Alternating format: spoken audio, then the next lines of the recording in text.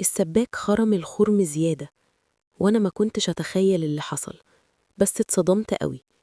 ده اللي حصل، بس علشان تفهموا الحكاية لازم تسمعوا الموضوع من الأول. أنا اسمي عبير. بداية كل حاجة كانت وأنا عندي 10 سنين. علشان تفهموا الحكاية لازم أبدأ أحكي لكم من اليوم ده اللي مش هنساه. جسمي كان ابتدى يكبر، وطبعا انتوا فاهمين اللي بيحصل. فجأة ما بقاش ينفع أنزل ألعب مع العيال في الشارع، وبقى في تعليق وزعيق بين بابا وماما، وبقى بابا كل شوية يقولي إيه اللي لابساه ده وهو بيزعق ومتضايق. وده كله عادي، تقريبا كل البنات مرت بيه، فمش هو القضية أصلا. لكن أنا يومي كان أسود حرفيا. رحت أشتري من كشك أول الشارع، لمسني بشكل قذر شوية، بس يومها جسمي اتثبت في مكانه وما كنتش عارفة أتحرك. كنت خايفة منه، أصلي كنت بخاف من بابا قوي. هو كان شبه بابا، حتى في نبرة صوته وطريقته وشكله، وكنت بشوف إنه ماما برضه بتخاف من بابا. أنا يتهيألي إنه ماما لما بتدخل معاه بتغمض عينيها وبتحاول تهرب من اللي بيحصل وخلاص لحد ما يسيبها. وده اللي عملته. أنا عارفة إنه بيأذيني، بس مش عارفة أقول إيه أو أعمل إيه. أول ما سابني جريت وأنا بترعش ومخضوضة ومرعوبة. معرفش لما ماما شافتني هي حست، جت عليا مخضوضة وزعقت فيا. قلت لها، نزلت ضرب فيا كأني أنا المجرم، أنا الغلط، أنا المذنبة. وكل اللي كان راعبها إنه أبويا يقول لها إنها قصرت ويضربها بسببي. وده اللي حصل فعلا. أبويا نزل فيا وفيها ضرب، وهي بتعتذر له وأنا بعتذر له، وفضلوا يعاملوني معاملة قاسية لحد ما قالوا لبعض مفيش حاجة. بس اتمنعت من النزول لوحدي، واتمنعت من اللبس العادي، وبقيت محبوسة جوه لبس متصمم لي. ما تستغربوش، أمي ربطت صدري برباط ضاغط علشان تلمه، وبقيت ممنوعة أصلاً إن يظهر عليا أي حاجة خالص. وأنا 16 سنة كانوا هيتجننوا علشان يجوزوني. كانوا بيهمسوا لبعض إن البنت اللي بيحصل فيها كده بتبقى صايعة، والعيار بتاعها بيفلت، وتصرفاتها بتبقى بطالة. فهم لازم يخلصوا مني قبل ما أفضحهم، وابقى في عصمة راجل أحسن ما أكون سبب في مصيبة ليهم. وبقى في على فكرة من وأنا 10 سنين مراقبة لتصرفاتي. وعلى فكرة أنا ما كانش يدخل الحمام عادي إلا لو ماما وقفت قدام الباب، ولو هستحمي لازم أمي تبقى معايا. ما هم مرعوبين من حاجة، بس أنا ما كنتش عارفة ومش مهتمة. أنا بس مرعوبة ومكتومة وعايزة أخلص، وحاسة إني تعباهم ومش عارفة غلطت في إيه أو إزاي أصلح غلطي وأرجع حياتي. خلوني أتخطب لشاب كان شغال بره، وأمه شافتني وعجبتها، وعجبها قوي السجن اللي أبويا وماما معيشني فيه، وجابت ابنها وجه يخطبني. وفي مرة كنت طالعة السلم وخطيبي لمسني. أنا فضلت متسمرة، مش قادرة أتحرك، كنت متجمدة، مع إن لمسته كانت عادية، بس إيدي تلجت وحسيت إن روحي بتتسحب مني. ومعرفش، فضلت أترعش وكنت مرعوبة، وفضلت أبكي بهستيريا. قال عليا دي مجنونة، وقرر إنه يسيبني. طبعا كلت ضرب ما كلهوش حمار في مطلع. إزاي يعني أحس أصلا كده؟ هو إيه، أنا مش ست؟ مالي من يوم ما جيت وأنا تعباهم؟ والضرب كان من أمي الأول وبعدين من أبويا. يتهيألي انتوا دلوقتي متخيلين حياتي شكلها إزاي، يعني عندكم تصور عن حالتي واللي مريت بيه. مش هزود عليكم وادخلكم في تفاصيل أكتر علشان ما تزهقوش، وهقول لكم إيه اللي حصل بعد ما اتجوزت. ما كنتش عارفة تفاعل، بقيت ببكي وبس، خايفة، مش عايزة الموضوع أصلاً، مقفولة بشكل متخلف فوق ما تتخيلوا. وطبعاً ده عرضني لعنف، وعنف فوق ما تتخيلوا طبعاً. وبقى معتاد العنف، وهو شايف إنه حقه يبقى عنيف معايا. هو بياخد حقه وشايف إنه ده مبرر له طالما أنا عاصية، أو هو مترجم إني أنا عاصية، وهو بيربيني. وفضل يربيني 10 سنين بكل الطرق المختلفة.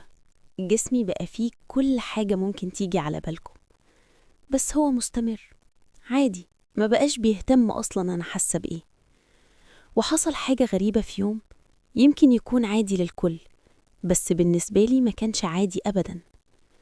كنا بنركب الغاز الطبيعي، فحطينا العداد في المطبخ. وكان لازم نشد ماسورة للحمام علشان نوصل السخان كمان. فالعمال لما جم عرفوا إننا بنعمل شغل سباكة، فقالوا لجوزي مش معاهم هيلتي اللي هو بيخرموا بيه، فطلبوا يخلي السباك يعمل الخرم ده في الحيطة لحد ما يرجعوا. جوزي قال للسباك اللي ابتسم كده وكان شايف القصة سهلة، راح ماسك الهيلتي بتاعه وشغال يخط في الحيطة بس مش عارف يخرم. جوزي بيبصله كده وقال له ايه يا عم محمود، ما بقاش فيه صحة ولا ايه؟ مش عارف تخرم الحيطة؟ وبيضحك ويتريق.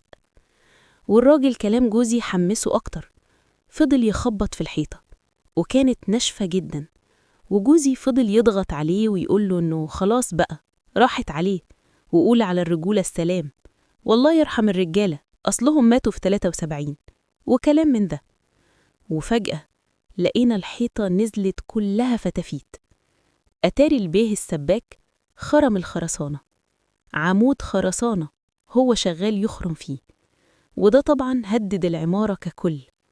انتوا متخيلين ده كان ممكن يموتنا كلنا ويموت معانا علشان يثبت إنه راجل وشديد؟ ما المجتمع ببساطة بيضغط بسخرية سخيفة بتخلي الإنسان ما يفكرش حتى وما يقفش لثواني يشوف هو بيعمل أنهي كارثة. هو كل اللي همه إنه يعمل اللي قالوله عليه بس علشان في الآخر يتقاله برافو عليك انت راجل.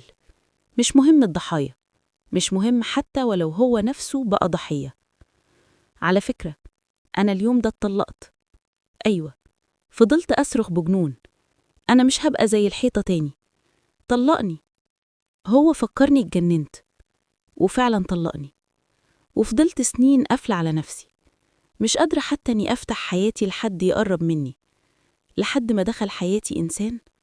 كنت وحيدة وهو أصر يدخل حياتي. أنا قلت له أول جملة أنا مش هقدر أديك اللي كل راجل مستنيه من أي ست، غصب عني، بس أنا عندي مشكلة ومش هقدر، فأرجوك سيبني وابعد عني.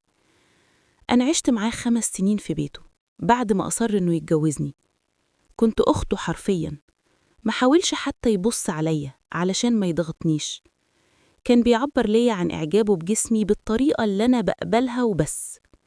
كان بيطمني في كل حاجة، كل حاجة كان بيبقى زي أب ماسك إيد بنته الصغيرة المرعوبة وبيستحمل معاها وهي بتخطي خطوة خطوة. وبعدين بعد 5 سنين قلت له أنا عايزة أجرب نعمل كده. سألني سؤال واحد، أنت عايزة ده علشاني؟ بصراحة قلت له لأني حاسة أني ظلمتك وأنت عندك احتياجات. لقيته باس إيدي وحضني وقال لي أنا محتاجك أنت، مش محتاج لده، ومش هقدر أعمل كده وأنت مش قادرة تشاركيني، سيبيه لوحده. مرت أسابيع وقلت له لأ، أنا المرة دي مطمنة إن ده هيحصل معاك، أنا جوايا مشاعر عايزة أحسها معاك. أنا اتبنيت مع الراجل ده، وعلى فكرة أنا اكتشفت إن في راجل بسبب ضغط المجتمع وكلام الناس وتربيته يقدر يهد كويس قوي أجدع ست تحت مسمى حقوقه، مع إن عمر ما كان قتل النفس حق.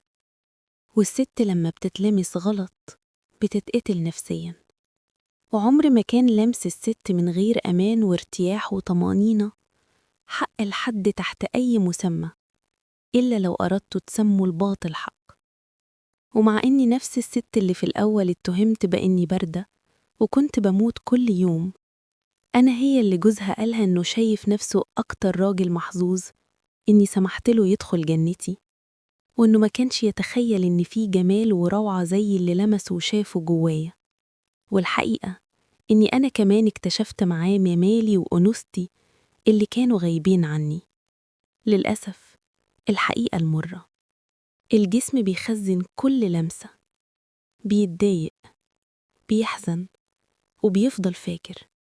الحتة اللي ما اتفهمتش واتلمست بطريقة مش مريحة ليها بتفضل مقفولة وبتفضل بتبكي لحد ما حد يجي ويفهمها ويسمع حكايتها وتطمن له، وساعتها حاجات كتيرة بتختلف.